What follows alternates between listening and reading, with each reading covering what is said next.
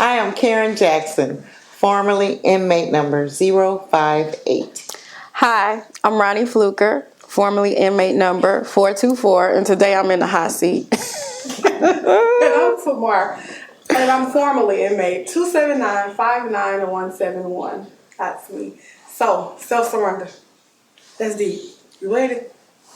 Okay, yeah, I'm in the hot seat, so let's do it. Okay. Let's make it happen. Explain to me, before you get into how it went, or how the day went, or any of that stuff, explain to me, like, was it easy doing the right thing when you had a choice? Like, you had a choice. We didn't have a choice. We had shackles and cuffs and boxes and bands and stuff. You had a choice. Tell me, was it easy? No, it wasn't easy. What are you talking about? It wasn't easy. No, not easy at all. Every moment I was going teetering back and forth. Should I? Should not? Should I? Should not? My dad didn't. They had to find him. They had to catch that man. But I'm like seeing what he's going through in a way. And then I'm like, should I? Shouldn't I? Maybe I can learn from his mistakes and just take off. But then it's like, no, God brought me too far. And I know he ain't going to leave me. So this is one of those moments I can trust in God and show him like, Lord, I trust you. I trust you. I know that you got me no matter what. It's like, you see in the Bible all the time, the moments, those defining moments for like David, those defining moments for like Solomon, different Hebrew ones boys. Like that, the Hebrew boys. And so I felt like, okay, this is my defining moment. This is the moment that says, Lord, I trust you. So yes, I teetered back and forth. Even in the car, I teetered back and forth. At the gate, I teetered back and forth. It didn't like solidify until I walked into the place. Then I was like, oh yeah, I'm doing this. Yeah, that's real. Point of no return. Real. You get to the gate. So you get sentenced. Yes. What day did you get sentenced? I got sentenced December 8th. Now walk me through it. You didn't self-surrender to June. Ooh, that's 6 months of time to think about that thing. So the judge was very merciful. I'm gonna flow Joe it all the way down. So the judge was very merciful. My mother is legally blind. Okay. As you guys know.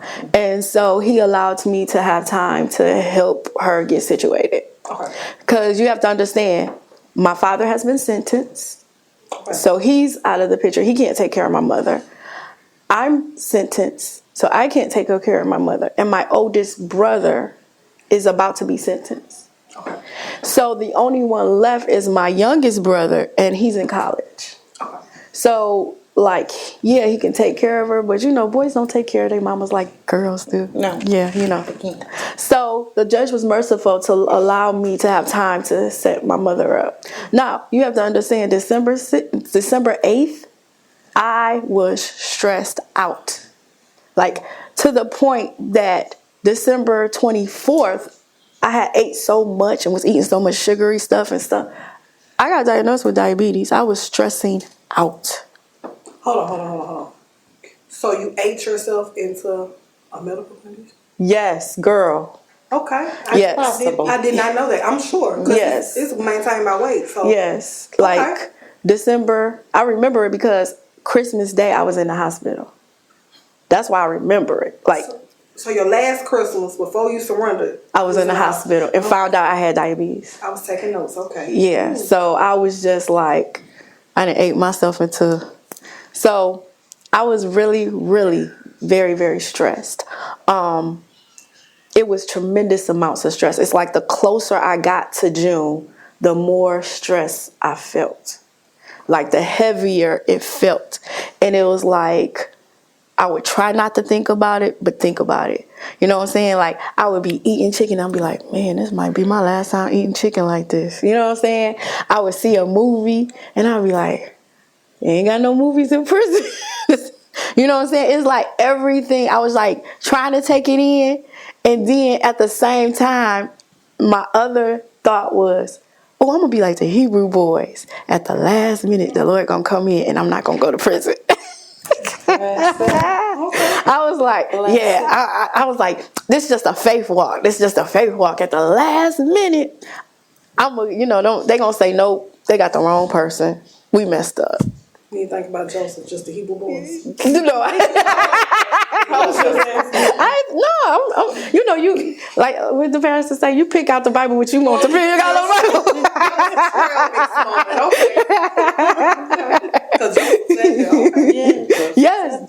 Yes. So it was just like stress on top of stress. You know what I'm saying? Like I'm trying to think about, okay, how do I set up my mom so that she can handle this? And then all the while, my dad is running. So, the pressure of the feds, like they're looking for him. They're coming to our house looking for my father. And I'm thinking, I can't do that. I can't be on the run. I can't live life like that. I can't live not knowing the next time I'm going to see my family. And although I was not married, I didn't have any children, I'm a very I'm a very family-oriented person. So, like, I have a zillion aunties, uncles, cousins, nieces, that. So I can't imagine not knowing the next time I'm going to see them. You know what I'm saying? My goddaughter, I can't imagine not knowing the next time I'm going to see her or lay my eyes on her. With Lisa self-surrendering, I have a date. And I'm like, okay, I'll see them this date. And the whole time I'm thinking, I'm not serving the whole 96 months. Ain't no way in the world they're going to let me. No, God is not going to let me serve 96 months. This is not happening. Okay. Like, and the weirdest thing is for me was, there was a period in my life where I was not serving Christ at all.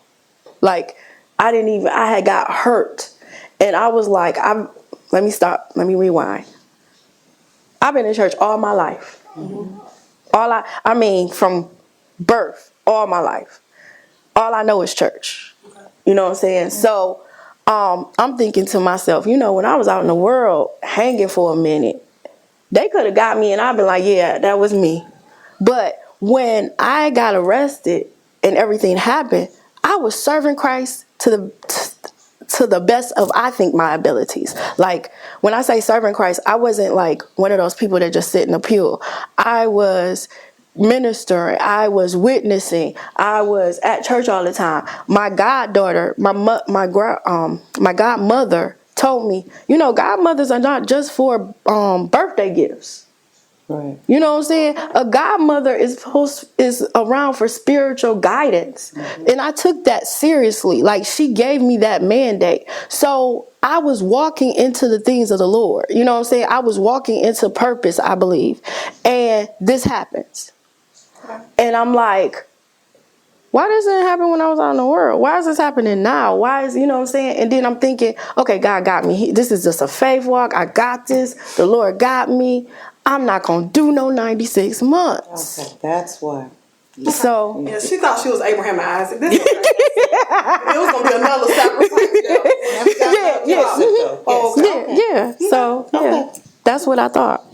So. Okay, so, I didn't know that you were diagnosed, like, because you ate yourself into, wow. Yeah.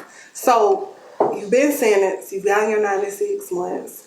You had to get your mom prepared. So, I know the self-surrender is like our target, but how do you get your family prepared to live without you? Ooh, that hurt when you said it. There's no preparation. If I can be very, very frank, the only people that knew were like my mom. My Uncle Jerry found out at the last minute, but it wasn't something I told any of my family. As close as I was to them, I didn't tell them. Because how do you say that? And then I felt like I was disappointing them. Like, I felt shame. I felt guilt. I had all of these like emotions, and I don't understand it. So how do I explain it to a family member when I don't even understand what's going on? So it was very like in my mind, it was like it was real, but it wasn't real. I was still trying to act like this is not gonna happen. I was like in fairy tale land. To prepare my mom, yeah, I tried to prepare her financially. I tried to make sure that she had an apartment set up. My mom has never lived by herself. So I had to like read books on how a blind person can live in an apartment by themselves. So we had to set it up so it was blind friendly, like we had to set up so that the TV talked to her. We had to set up so that there's buttons on the microwave so she know what's on, what's start, what's clear. We had to set up different things in the house so that she can live without us. We had to set up, my brother, his schedule. He's in college. He has no money. You know how college students are. They ain't got no money. So he's in college. He has no money. And at the time, he don't even have a car. And his college is maybe, I think, 20, 25 minutes. This boy is so dedicated to his mother that he's riding his bike every other weekend to make sure she's taken care of. This man, making sure that she has groceries, making sure everything is taken care of. And that was in and of itself difficult because he's my younger brother. We're 12 years apart. So it's like, that's the baby. You know what I'm saying? The baby shouldn't have to stress like this. And he in college. He shouldn't have this added stress. So I felt guilty that he had this added stress on him. And I couldn't relieve him of this stress. You know what I'm saying? So it's like you really are not prepared. I mean, you try to do certain things, but you're not fully prepared. And looking hindsight, I wish that I could have told my family members that I trust, but I just didn't know how to say it. I didn't know how to express it. I didn't know. I'm a person that has to have solutions. So why say it if I don't have a solution? Why say it? Why tell you the problem and I don't have any solutions to the problem? How did your youngest brother hold up through all of this? Prayer and faith. Like I said, we were brought up in the church. He'll tell you all day, it was a faith walk for him. Not only did he graduate college, but he graduated with his master's. Oh, God. Show out. Ronnie. But it was a faith walk every day for him. Every day was a faith walk for him and my mother. There were things that my mother held from me that I didn't find out until I came home. My mom, to me, is a superhero. First of all, you got 3 people in prison. Mm-hmm. That right there should take you out. You know what I'm saying? That right there. 3 people. Not 1, not 2, 3. And major people. You know what I'm saying? You have your husband, your oldest daughter, your oldest son out. You know what I'm saying? So, and not only that, my mom literally was sleeping 4 to 6 hours because she'll get a call from my dad, she'll get a call from me, and she'll get a call from my brother at any times of the day. And we relate messages back and forth like, tell them I love them, tell them this, tell them that. And she's got to keep up with that and communicate with with all of us. And then there are moments in prison, as you know, that you like, Mama, I'm about to lose it. And she's got to pray you through. And it's like, I'm going to talk you off the cliff. And we might all be having that same moment the same day. So she got to talk 3 people off the cliff. Jesus. And then she has her own problems, and she's not even telling us her own problems because she doesn't want to burden us. Wow. So, like, she's a superhero in my eyes because, first of all, most people, their husband in prison, and they're going to be like, deuces. Mm-hmm. You know what I'm saying? Not only that, she has forgiveness. You know what I'm saying? We were a part of my father's business. So ultimately, he was responsible. A mama, you got my babies in prison. I'm coming for you. I'm coming for you. Mm-hmm. You know what I'm saying? You ain't protect my babies. No, coming for you. Your board members are not in prison, but my baby's in prison? Ain't gonna find you coming for you. Yeah. And she forgave, and she kept us, she was like the glue that kept us together. And she didn't do this for 1, 2, 3 years. She did this for 6.5, almost 7 years. Jesus. And she'll be the first person to tell you that only God brought her through that. Ooh, That's the kind of God we serve. Yes, that's it. We don't just serve him when it's convenient or it's good, Things are good. or, you know what I'm saying? You got to serve him during the test. Yes. You know, when all the odds are looking against you and everybody is saying, you know, the odds are, what, 52% that you divorce once somebody hits prison? is it that low? It might be I think it's higher. higher than I think it's higher, yeah. That's wow. And she beat the odds. Literally. Yeah. So I have a question. Mm-hmm. You mentioned you felt guilty and ashamed. Like, we're gonna get you to prison. You're gonna drive us there Okay. in a minute. You're gonna drive us ahead. there. You're right. But for the person that's watching this, when you are sitting, you're getting ready to, if their judge was gracious as yours, they have a time frame to really sit and put their affairs in order, but yet they have to deal internally with the fact that even if it was by, hands of one, hands of all, or, guilt by association, whatever it was, trying to identify their role and working themselves out of that place of guilt and shame. Like, what was getting out of that, like, because obviously you have a very healthy relationship with your family. Like, all y'all like peanut butter and jelly. Yeah. With the crust off the bread. So obviously you don't dwell in that place now. So getting to a place where A, you forgive yourself. B, you said you forgive your dad. And you still gotta go. Because now you forgive him and you're watching him run. Like, Dad, I forgive you, but I'm choosing not to do what you did. Yeah. So, like, talk to about the emotions behind guilt and shame. Like, how did you get from there? Whew. Yeah. Because just, whew. To be honest, it was a lot of Christian music. Okay. Music was therapy for me. Okay.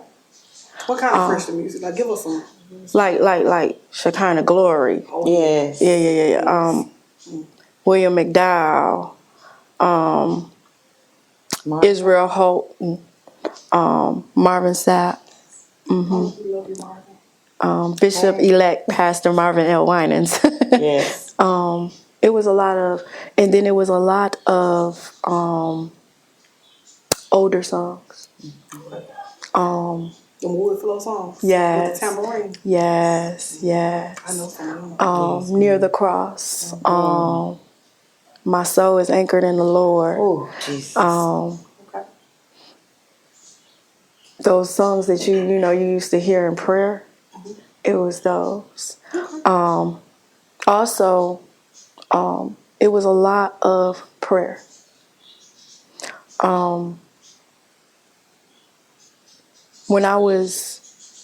Before I was conceived, my mom took me to prayer.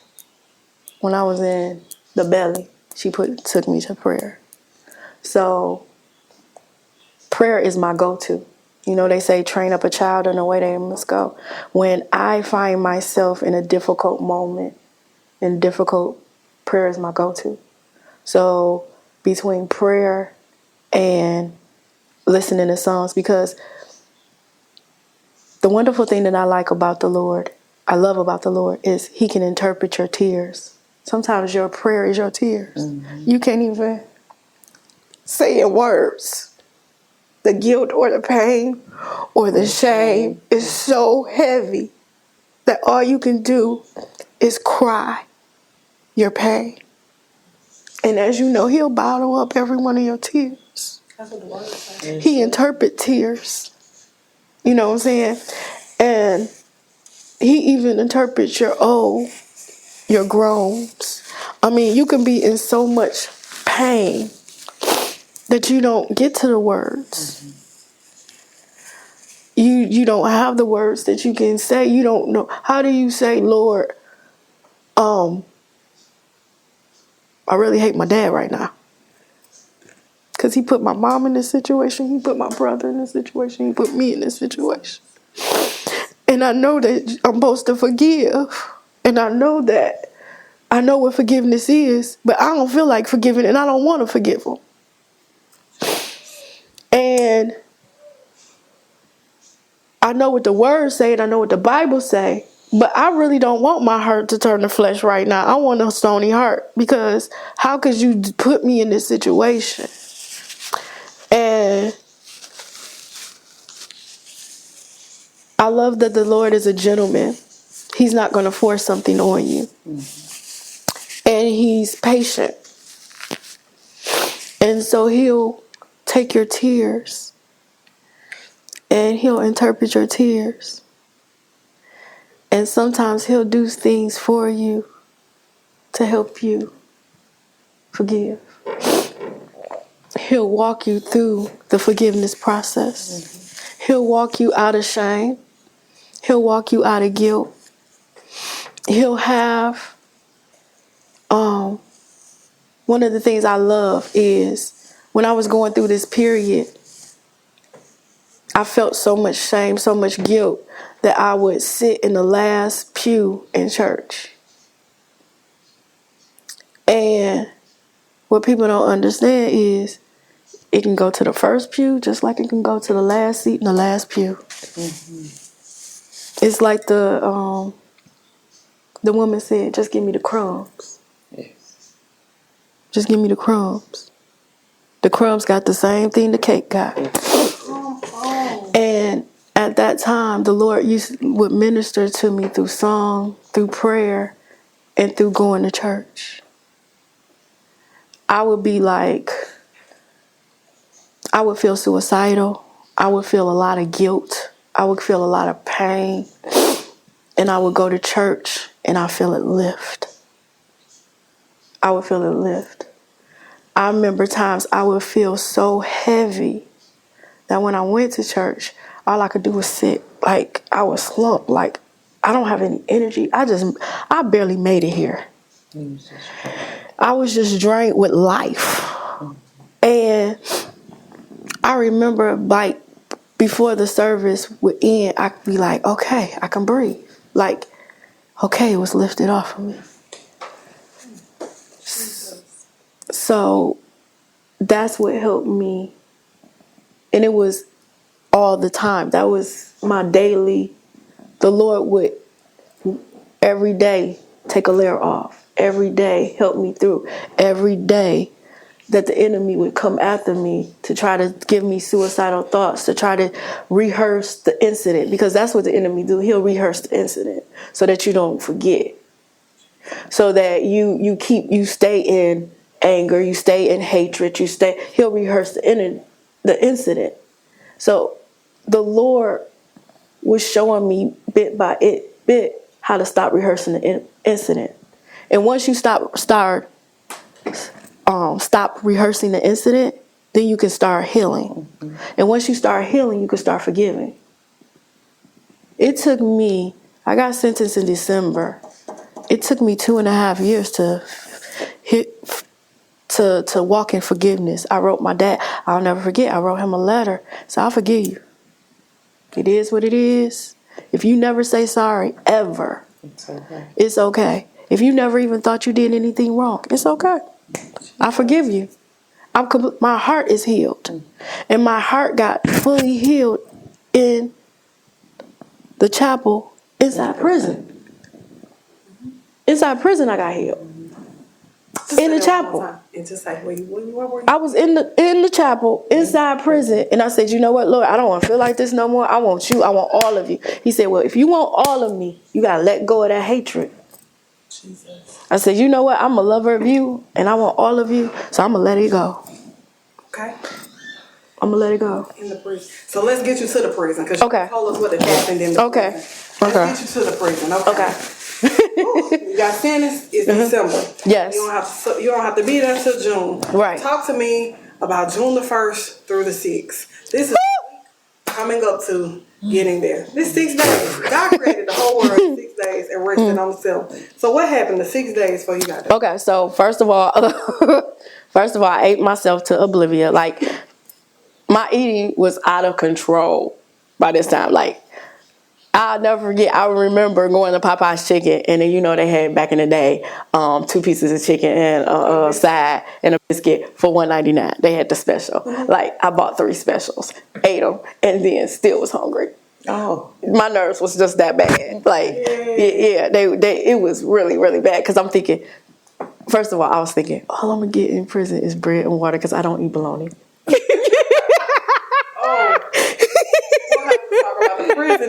I knew nothing. You see the movies and and I knew nothing about prison. And mind you, this is before the internet is there. And the internet, search it, but you didn't search it like you search it now. Like, you know what I'm saying? Everything is not like it is now. So I'm thinking, oh my God. You know what I'm saying? I'm like, okay, I'm not going. So that's the first thing. The second thing is I drove everywhere.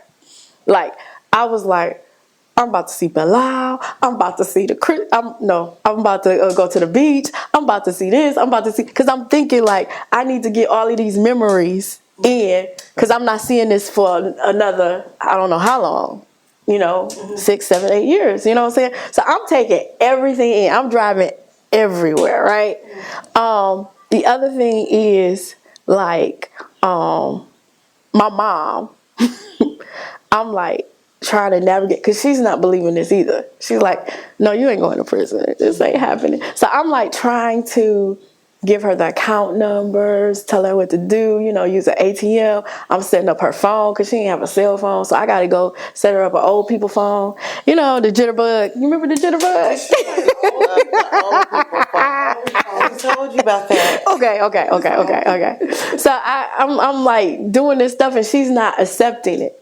Okay. And I'm looking like, lady, you got to accept this. This might be, we're getting closer and closer. I mean, okay, yeah, I'm going to walk in the gate. Because I'm thinking, I'm going to walk in the gate and then walk right back out. The Lord going to release me. But still, just in case, let's just have a plan B. Just in case. Okay. So I'm like trying to set her up. She's not really accepting what I'm setting up. It's just like, oh my goodness, I am not sleeping at all. Like, I'm not getting any sleep. I'm watching a lot of TV because I'm thinking, I ain't gonna get TV in prison. I don't know why I didn't think that. I don't know why I didn't think they had TV in prison. So I'm watching all TV. Yeah. Yeah. I'm watching all this TV. You know what I'm saying? Like, and I never thought to even prepare for prison. Like, I was so unprepared. Okay. So I'm like, because how do you prepare for prison anyway? But anyway, that's another video. Because you can. But I'm like, now. Yeah, we know now. But we'll yeah. We're going to share it to y'all with. But I'm like not prepared at all. You know what I'm saying? So it's like, oh my God. And then finally, okay, so they sent me a letter, I want to say 3 days before I self-surrendered, telling me where it's going to be. Okay. So they sent me a letter, and this is crazy. They sent me a letter saying Alderson, but underneath it had Hazelton's address. But we going to talk about that later. So I finally know where I'm going. So my mom calls my Uncle Jerry, and she says, let me ask him what's going on. Maybe he knows something, da-da-da-da-da. Because he's a man, My Uncle Jerry calls my mom back and was like, oh, she okay? She going to Martha Stewart prison. That's the first time I heard about Martha Stewart prison. Oh, really? Yes. I was about to say. That's the first time. So then I'm thinking of Cupcakes. Yeah, no, I'm thinking, but I'm thinking like, first of all, if Martha Stewart can survive, oh yeah, I got this. Like, it took some pressure off. Like, yeah, I got this. I'm more harder than Martha Stewart.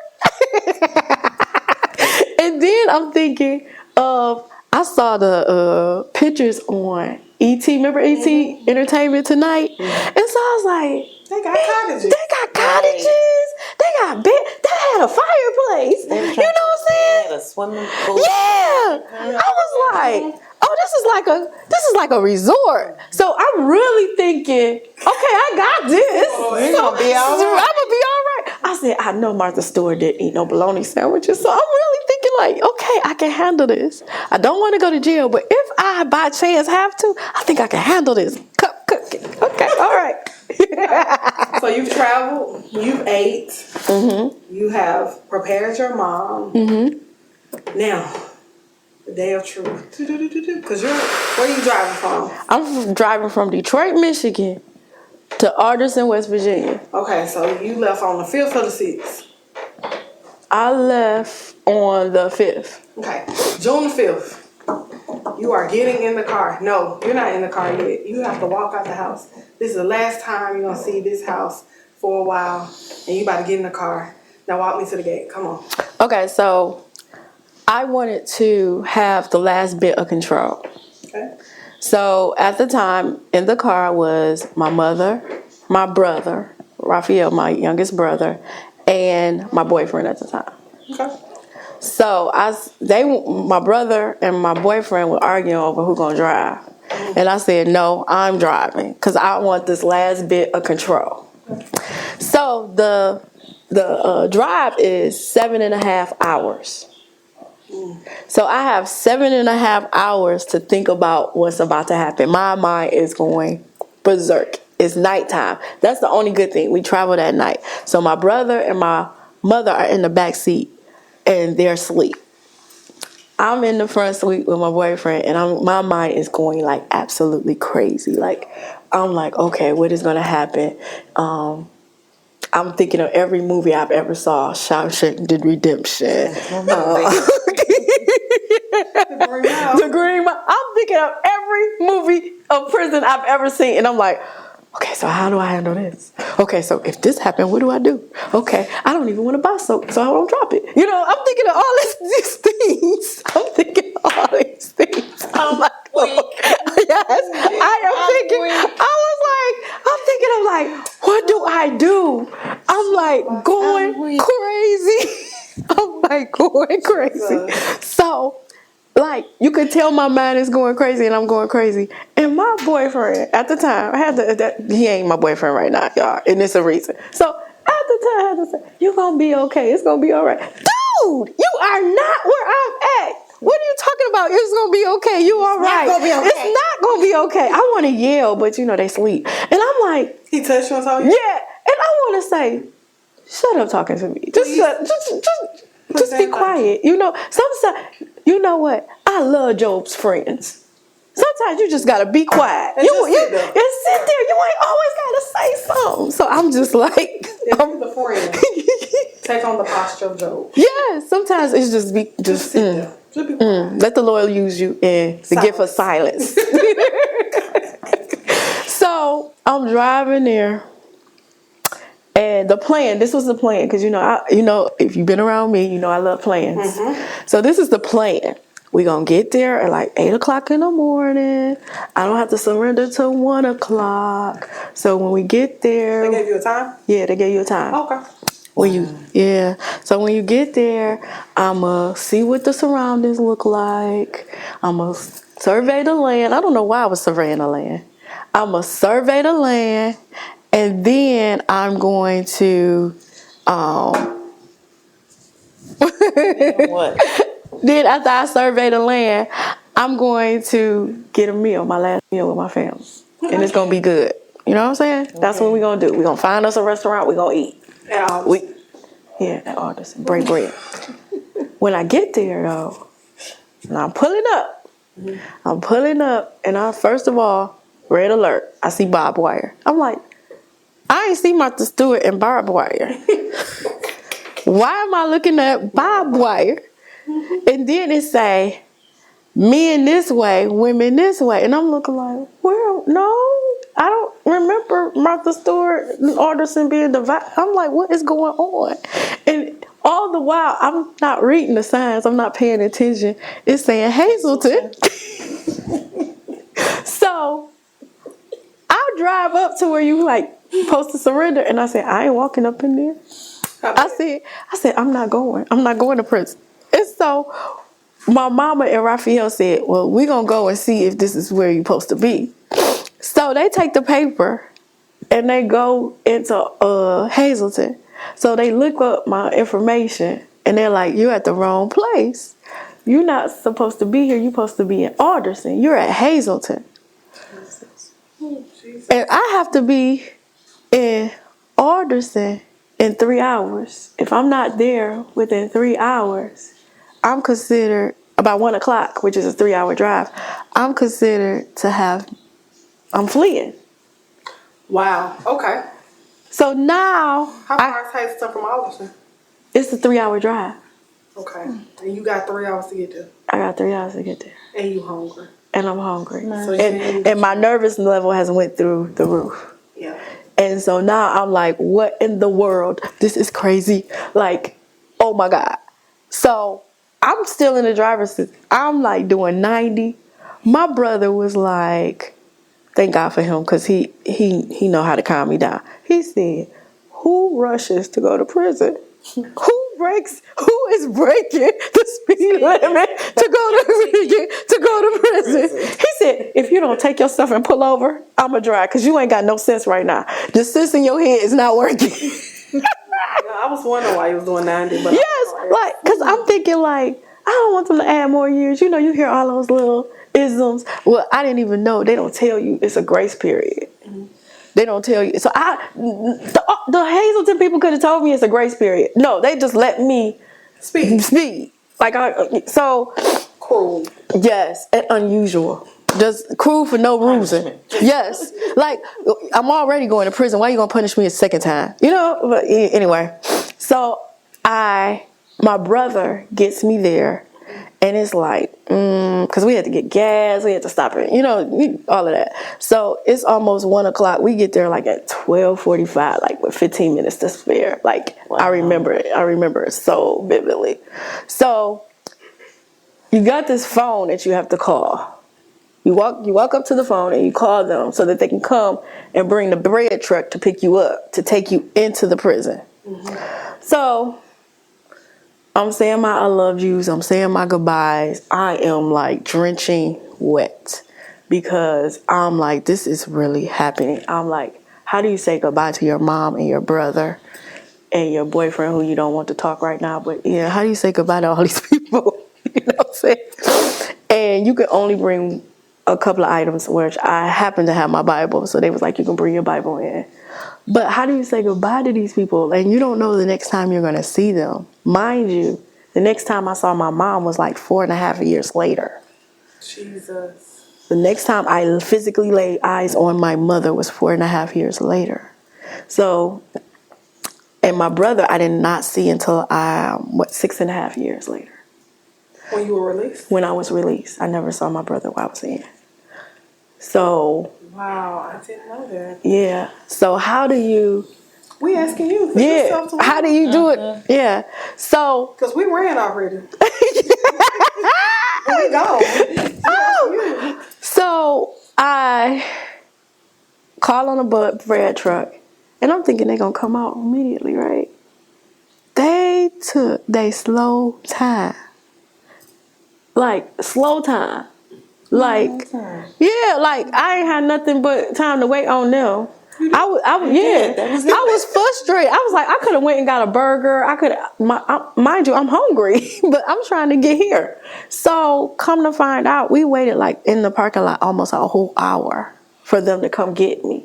And it got to the point, I'll never forget this as long as I live. Raphael said, if they do not come in the next 5 minutes, then God is trying to tell us something, and we booking. Okay. He said, you better make your miracle. You better make your miracle. Make it now. Make it. We are gone. If he don't come out in the next 5 minutes, God is trying to tell us something, and we gone. And I was like, okay, I'm praying. Like, don't come out. Don't come out. Because the man of God didn't talk. You know, now he the man of God. Don't come out. Yes. Mm-hmm. Don't come out, please, Lord. Don't let him come out. No sooner did he make that declaration, here we see the bread truck coming. And I'm looking like, ain't that the devil? Just had to say something. God. So you get on the back of this bread truck. By this time, I'm like, Lord, this is real. This is really real. And like the heaviness of it hit me. The heaviness, like everything hit me. And it hit me like a ton of bricks. And the beautiful thing that happened. So when you first surrender, you have your plain clothes on.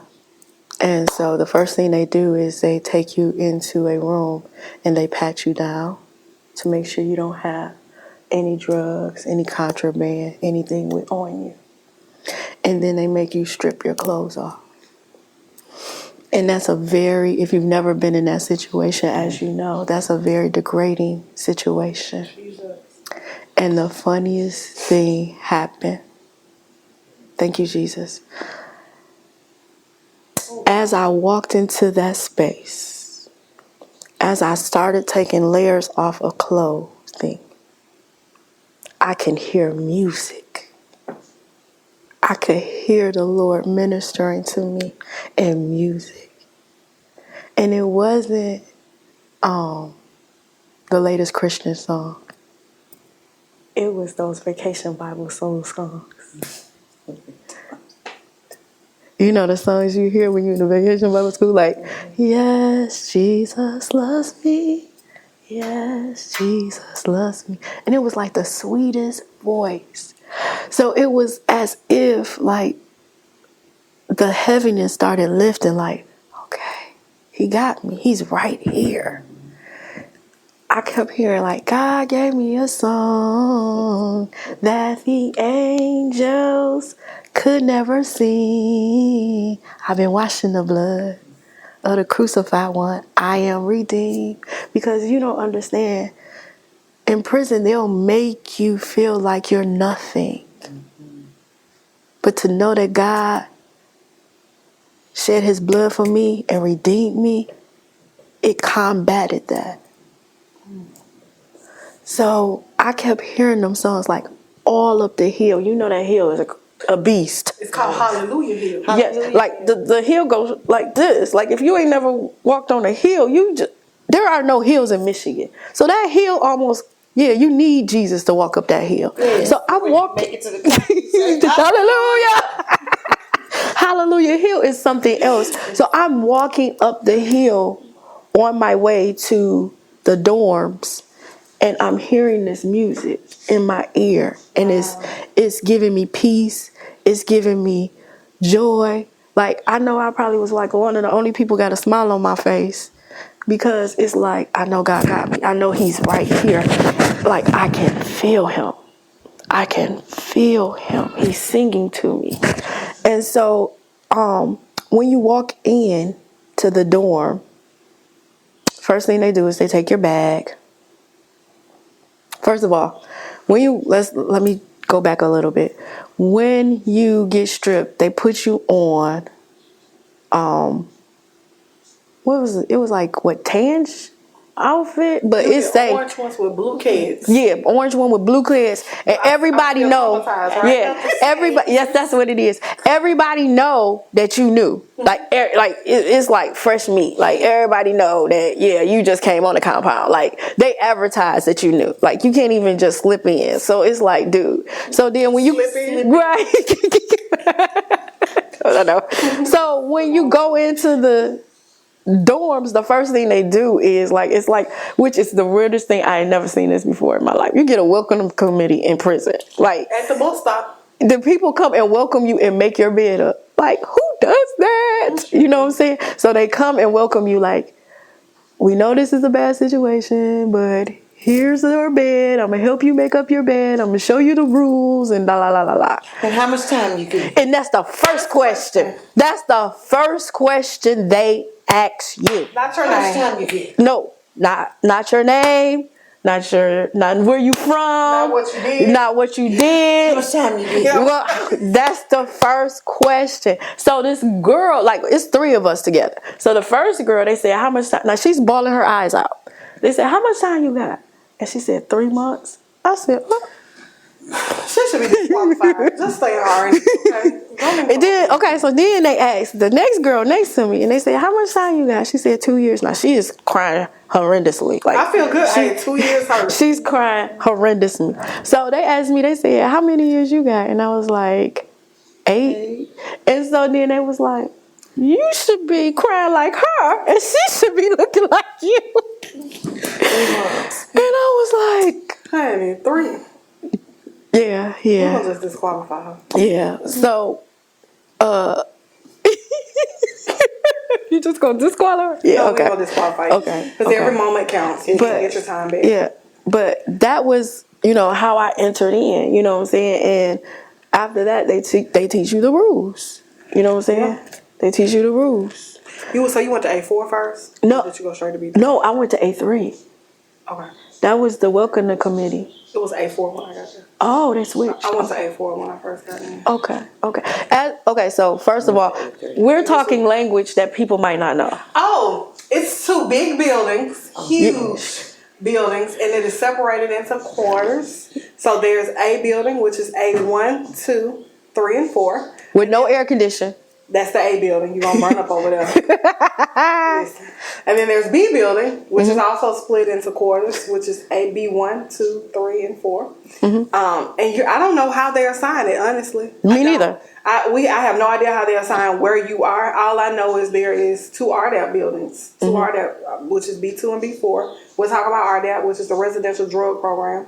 That's a whole different segment, but that's the only one that I know you're assigned to, quote unquote. Everything else is kind of however They they might choose just it. flip a coin. They very well might just flip a coin. I don't know how you're assigned to them, but I went to A4, and that's when they kind of warm you up and try to get you, that's acclimated to prison life and call outs and what this looks like and what class and where you have to be. Count. Oh, count. Oof. We'll talk about that because that's a whole monster We're by going to film itself. at 9 o'clock at night outside. Yeah. Because we no longer have to To participate in counts. It's the disrespectful portion. Right. But yeah, it's 2 separate buildings.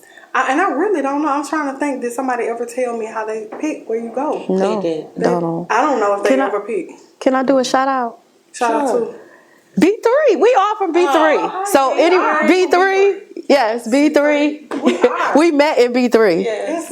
No, I met you in the chapel. Yeah. But And then you were picking music. okay, the music And thing I again. was in the back Yes. on the floor crying. Wow. I was praying. Wow. And I was embarrassed because I didn't know what she heard me say to God. Ooh. But I didn't care. Oh wow. And then I asked her one day, I was like, I hope you don't think I'm weird. No, I don't think you did. I asked her. Yeah, she did. Because I would take my jacket and I would lay on the floor. And you can rent like the music player and the headphones. And it was William McDowell, a Rise CD, the gray one. Okay. The 1 and 2, it was this 2. I could pray through the whole second CD. Like literally play it and pray through the whole second CD. And that was when I was like trying to figure out like God, my purpose. Like that's before I knew I could write. That's before I knew I was supposed to make a sound in the earth. That's when I was just trying to figure out where it was here. And that's how I met her at. And she said, I'm just glad somebody else around here got a prayer life. Yeah. And that's how we met. But can we get to how we met for real? Can I talk about that? In the next episode, hey, we gotta end this. Okay. Tell the people how to surrender to God, Okay. They done surrender, You done surrender to the people, now surrender to the Lord. Come on. Okay. So, anybody that's about to self-surrender, it's one of the most difficult moves you'll ever make. However, when you surrender to God, it's one of the easiest moves and most fulfilling moves you'll ever make.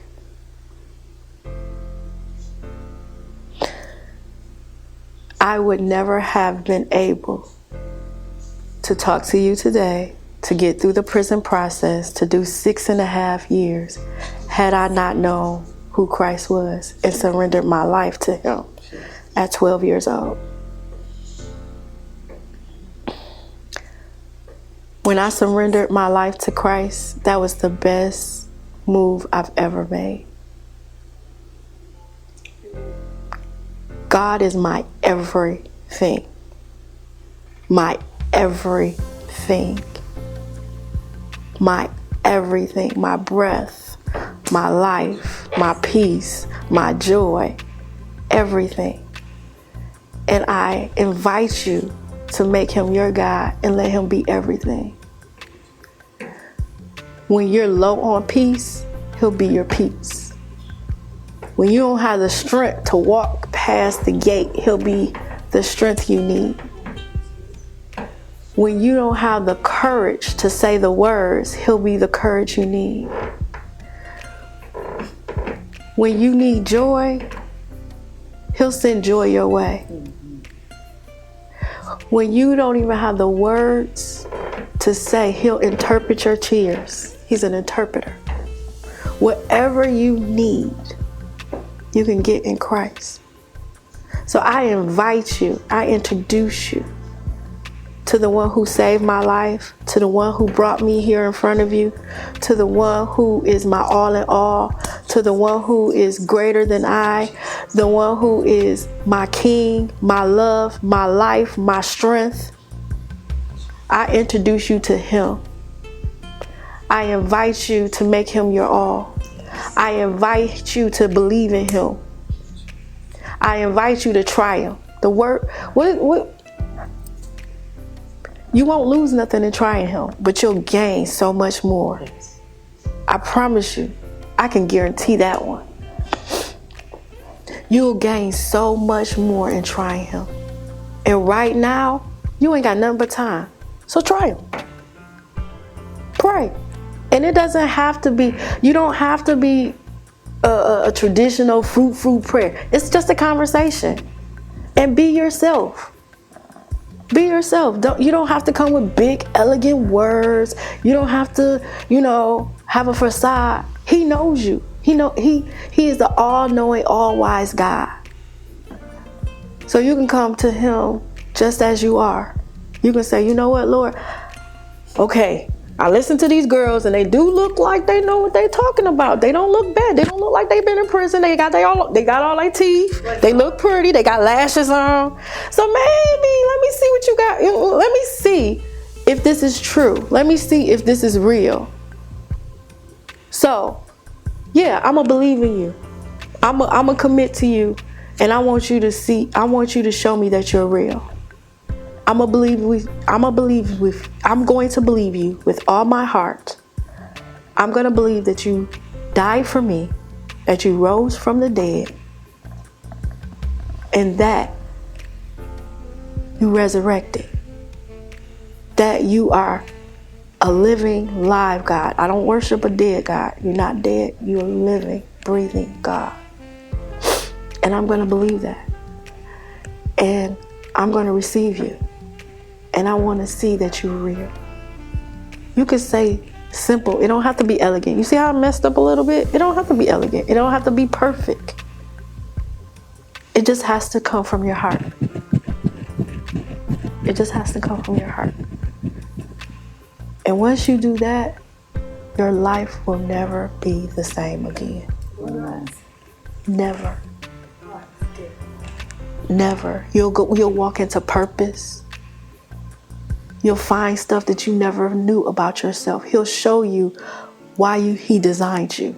Why not go to the one who designed you, the creator of heaven and earth, the one who created your soul? Why not ask him why he designed you? Did you know before you met Christ that you were a writer?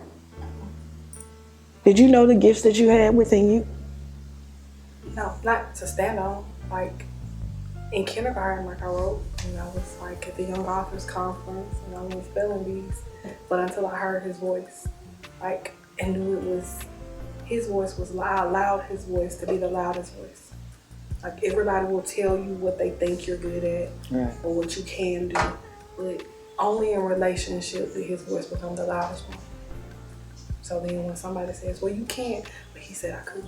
Right. So, yeah. In relationship, yeah. Best decision I ever made, hands down. Hands down. Did you know? No. Ooh, good God. No. Good God. It came out in relationship. He showed you who you were. I challenge you to make God, Jesus Christ, your Lord and Savior, and find out who you truly are. Find out your purpose and let Him amaze you. Yes. Blow your mind. Let Him blow your mind. Let him blow your mind. Just try it. Just You try have it. nothing to lose. Then come find me, because I know he ain't gonna fail you. Come find me if you do. You know?